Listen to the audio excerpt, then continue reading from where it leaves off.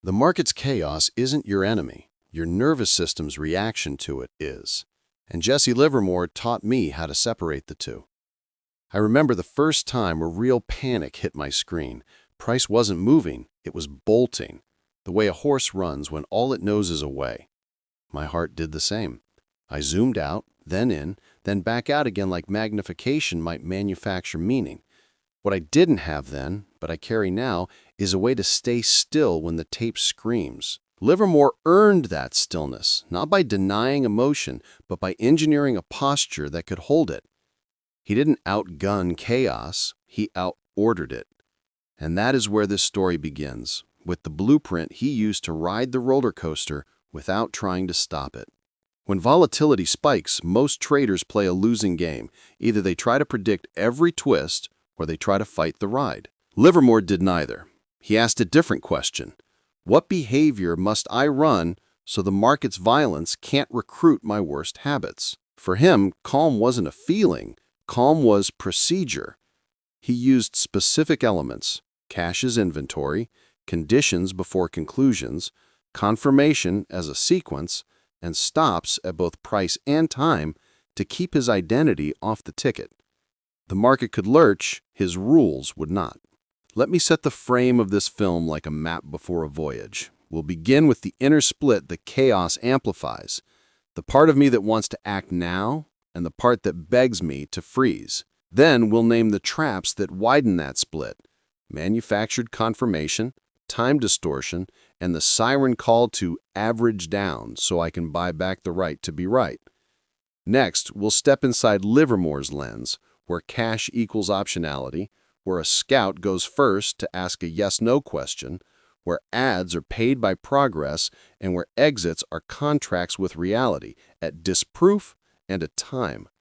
From there, I'll walk you through a real session where these lines held while price went feral, the inevitable emotional dip when discipline tires, and the pivot that restored control. We'll distill the breakthrough rule, proof before conviction, then wire it to a modern desk with dashboards, timers, correlation caps, and a broker-side circuit breaker so revenge can't log in. Finally, you'll leave with a 10-step operating manual you can tape to your monitor, followed by a close that feels less like an ending and more like a metronome. Here's the truth I wish someone had given me sooner. You can't make the roller coaster smooth, but you can make your car stable. Suspension tuned, brakes reliable, driver trained. Chaos becomes context, not command. And when the room goes loud, the quietest thing on your desk should be your breathing and your rules. In wild markets, what fails you first? Your patience, your stops, or your sizing? Comment your answer, and I'll tailor the later sections to hit your biggest leak. Picking up exactly where the first scene left me, eyes on a screen that's sprinting, breathing I'm now counting on purpose. I can feel the split inside my chest. Chaos doesn't just move price, it pulls two versions of me into the light. One insists I must act now or be left behind. The other insists I must freeze until the storm passes. Both claim to be protecting me. In truth, each becomes dangerous the instant it operates without a plan. That's why Livermore's calm never looked like stoicism. It looked like choreography. He gave both impulses jobs and then chained those jobs to sequence so neither could improvise with my money. I start by naming the ocean before I sail it. If the tape is ruthless, breath thin, volatility hot, correlations welded, then action is rationed, not celebrated. If it's forgiving, I earn more attempts, but still pay for size with progress. Labeling the sea first quiets the voice that says, "Prove you're a trader by doing something." The label also shuts down the other voice that wants to wait indefinitely for perfect clarity.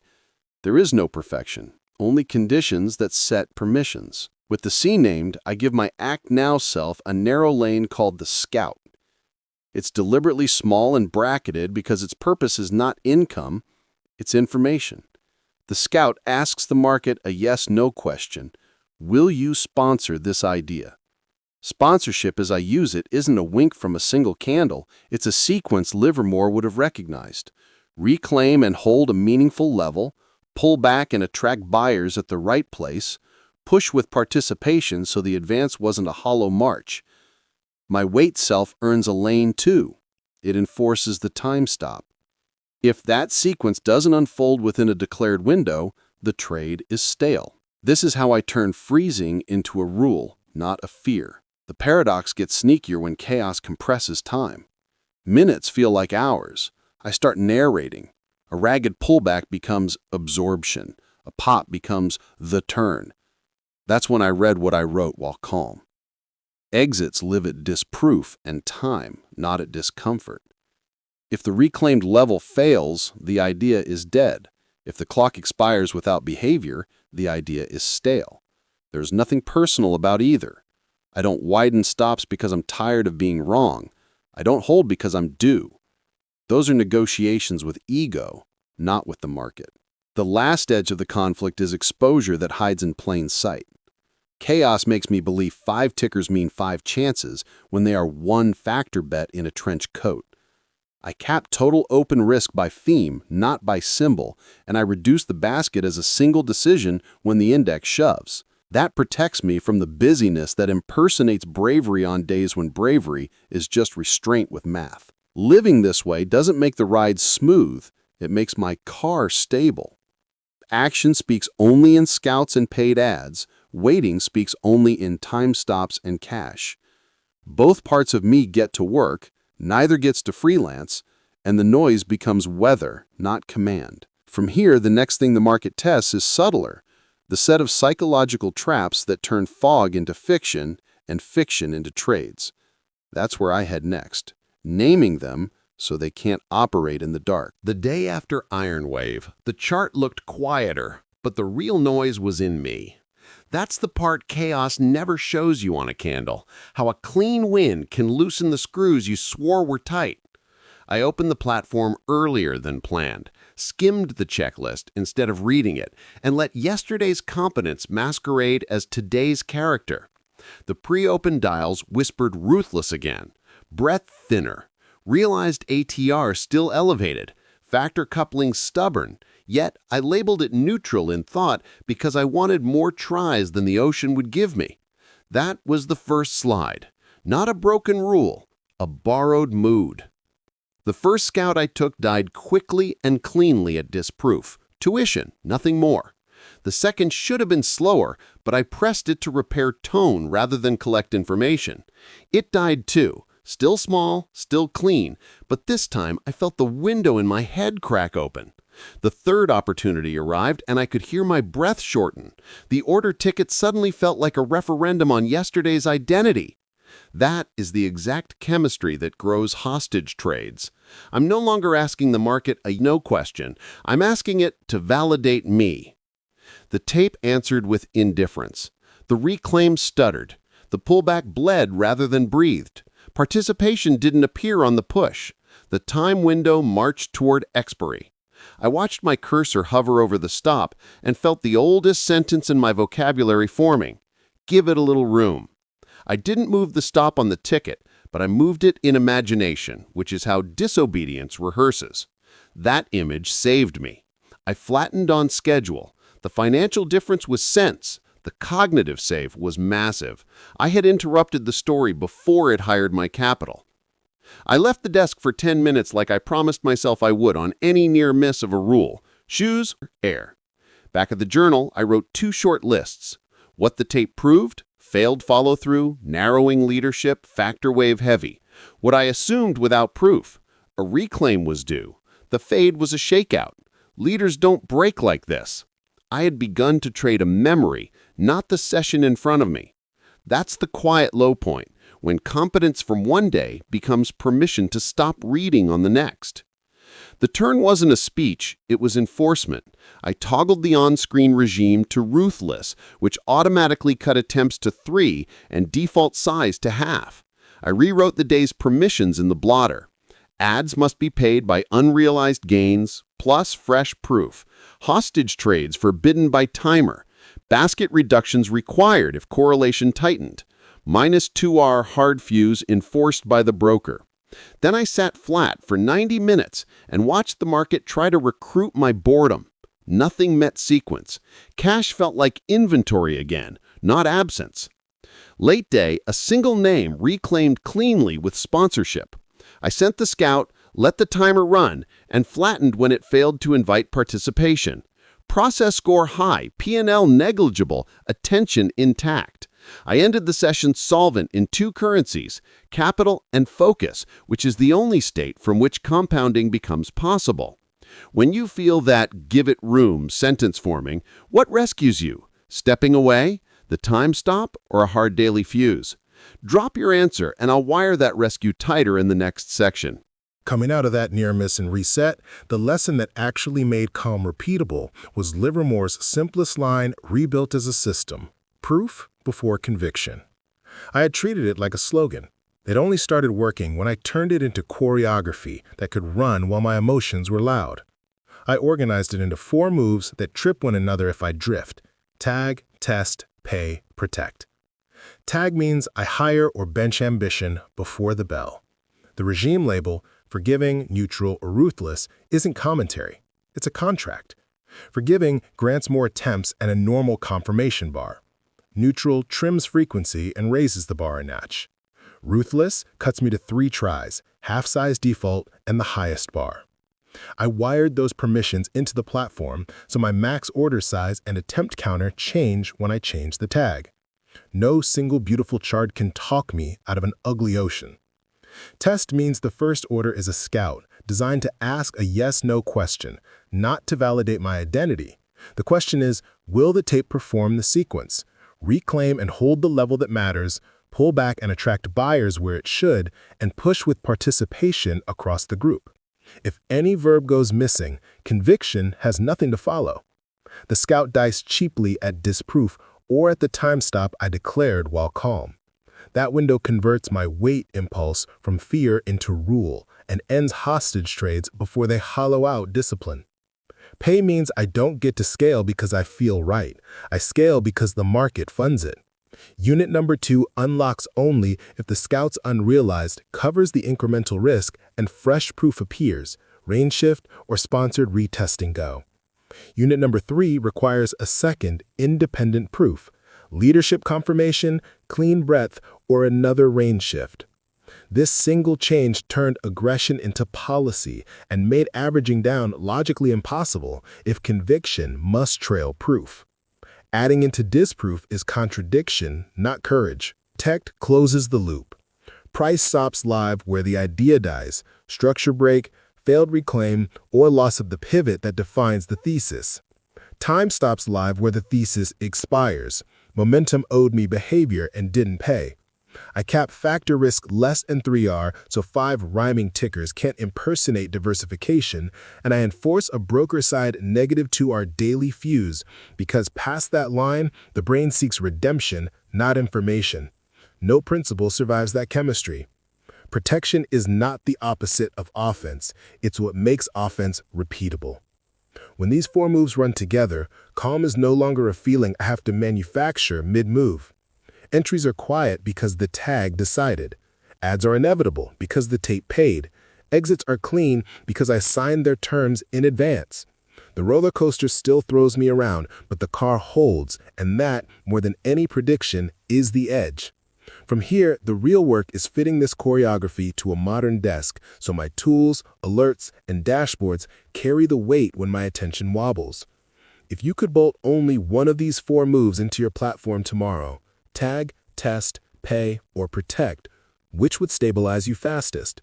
Tell me below, and I'll give you a 1-line rule to paste above your charts. Carrying tag, test, pay, protect into a live modern terminal, my first job is to let the platform express the rule so calm isn't a mood I have to manufacture mid-move.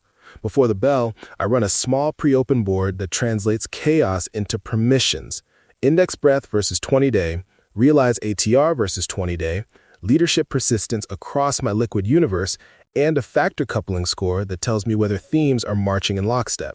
One click writes the regime, forgiving, neutral, ruthless, directly into my broker presets. Attempt cap, 543, default risk, 1.0R, 0.75R, 0.5R, and the height of the confirmation bar, +0, +1, +2. That label hires or benches ambition without asking how I feel. Order tickets are built to make test unavoidable. Every first entry is a bracketed scout, OCO, anchored at disproof, where the idea dies, not where discomfort eases, a take-profit size specifically to finance the next unit, and a timer equal to the setup's expected tempo. When the clock expires without behavior, the position closes. No dialog box, no debate. That single automation ends hostage trades, which are the most expensive way chaos steals attention.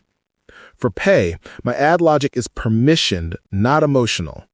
The platform blocks unit number 2 unless 2 conditions are true.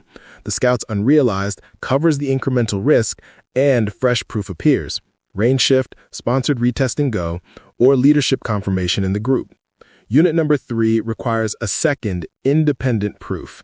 Because ads are literally paid, aggression becomes policy.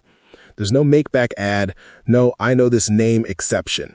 If proof pauses, the pyramid pauses. Tech is layered. Price stops live at structure. Failed reclaim, loss of last higher low, break of the pivot that defines the thesis. Time stops enforce tempo, so momentum ideas can't squat on capital and cognition. A factor cap keeps hidden leverage honest. Open risk per theme less than 3R, and basket risk is trimmed as one decision when the index shoves, because waves, not raindrops, sink boats. Above all sits a broker-side -2R daily fuse that refuses new orders. Past that line, the brain seeks redemption, not information. No choreography survives that chemistry. I split the session into 3 roles so drift can't sneak in. Analyst, pre-open. Tag regime, write setup cards with entry behavior, disproof, time window, ad criteria. Operator, live. Execute only what's written. No edits in trade. Auditor, post-close. 2 columns, what the tape proved versus what I assumed without proof, and a process score 0 to 5 beside P&L. After 30 fully qualified trades in a similar regime, I review parameters. Variance alone is not permission to tweak. When chaos is loud, this cadence is how I keep my identity off the ticket. Readiness gets measured like risk. If sleep, focus, or emotional residue score low, I pre-announce a watch-only first hour, even in forgiving tapes, so my best behavior is the default. Cash becomes inventory instead of absence. Attention to read, capital to press when the chain appears. And when I do catch the rare sponsored run, nothing changes about my tone. The hold is quiet because exits were contracted at entry, price at disproof, time at expiration, basket trimmed if the wave turns. Linked back to the last section, this is the same spine, proof before conviction, expressed as buttons, timers, and budgets. The roller coaster still surges. My car holds because the rules carry the load. From here, all that's left is to condense the entire choreography into a single, repeatable checklist you can tape to your monitor and run on your worst day without improvisation. Keeping the same spine from Section 8, I compress the choreography into a page I can run on a bad day without improvisation. It starts before the bell and ends after the close, with each step chained so drift has to climb over something to reach me. Pre-open, 10 minutes. Read the 4 dials. Breadth versus 20-day, realized ATR versus 20-day, leadership persistence, factor coupling. Assign forgiving, neutral, or ruthless. The tag auto-loads permissions at the broker. Attempts 543, base risk 1.0R, 0.75R, 0.5R. Confirmation bar +0, +1, +2. If the tag is uncertain, default to ruthless. Write 2 watch lists. Levels and candidates with behavior. Levels are reclaim lines and structure pivots. Behavior is leadership, sponsorship, and participation. Setup cards, written, not remembered. For each candidate, fill 4 blanks. Entry behavior, for example, reclaim and hold plus sponsored pullback. Disproof, where the idea dies, not where discomfort eases. Time window, how long momentum owes me character. Ad criteria, fresh proof, range shift, retest and go, or leadership confirmation. If a blank can't be filled, the name can't be traded. Opening, first 90 minutes. Test with a bracketed scout, OCO.